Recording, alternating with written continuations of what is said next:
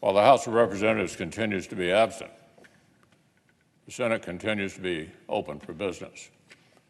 While taking smart precautions, senators have stood with all the other essential workers who are continuing to man essential posts. And so as our nation continues to work through medical, economic, and social challenges of historic proportions, the Senate's been able to lead on serious action to help our nation heal.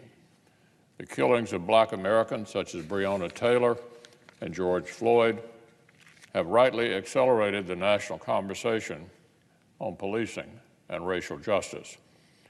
Large majorities of Americans support new steps that would help the vast majority of good, decent, and brave law enforcement officers re-earn the trust of Black Americans for their vital institutions.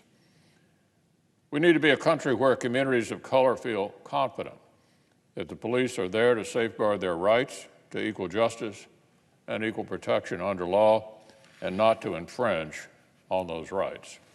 To that end, while the Constitution means many of the specifics of police reform are primarily state and local issues, there's an enormous appetite in the Senate to incentivize change and move toward greater progress using federal policy. The junior senator from South Carolina has led the development of a strong new proposal. The Justice Act is informed by data, by the facts, by stories from across America, and sadly, by his own lived experience. It enjoys the support of 46 co-sponsors already. The legislation Senator Scott has put forward identifies productive ways that Congress can encourage and incentivize smart police reform efforts in communities all across our country. Recognizing the urgent need for greater accountability, it supports expanded use of body cameras and expanded review and disciplinary measures to back them up. Recognizing the need for more transparency, it steps up efforts to establish through records of police activities and requires full federal reporting of all incidents involving the discharge of a service weapon. The bill takes immediate action to help end departments' reliance on chokeholds and to facilitate enhanced training for de-escalation. It includes further steps to protect the physical safety of people in custody and to finally make lynching a federal crime. And it lays out new requirements for departments to explain their policies on how, when, and why no-knock warrants are used. On behalf of the many people looking for answers in my hometown of Louisville, I am, unfortunately, especially interested in that provision. Now, in recent weeks, the Democratic leader and many of our colleagues on the other side of the aisle have insisted over and over again that they wanted to consider legislation on this subject prior to the 4th of July. My friend, the Democratic leader, repeatedly expressed how eager he was to consider these issues here on the Senate floor. But now, Mr. President, we read this. Senate Democrats are agonizing over what to do about Senate Republicans' police reform proposal. What's there to agonize over?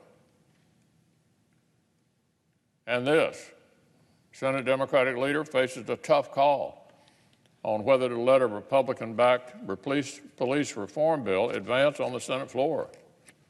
Agonizing? A tough call?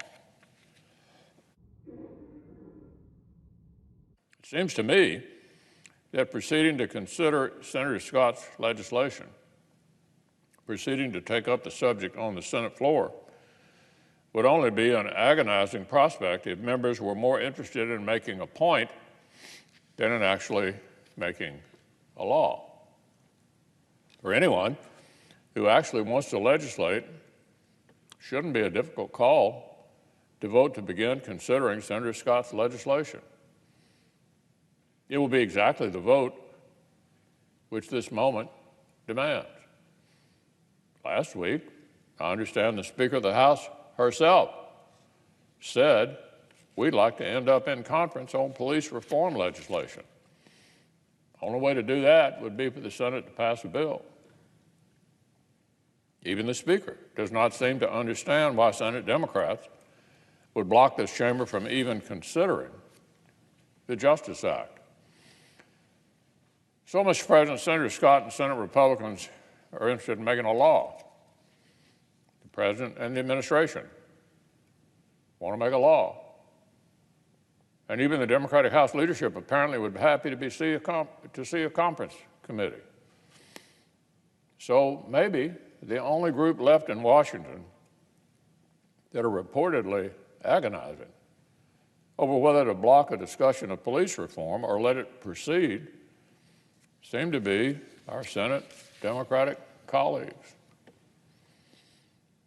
Look, I hope that whatever strange political calculations are making this difficult for our friends across the aisle will yield to common sense and to the American people's hunger for progress. We're going to find out when we vote later this week.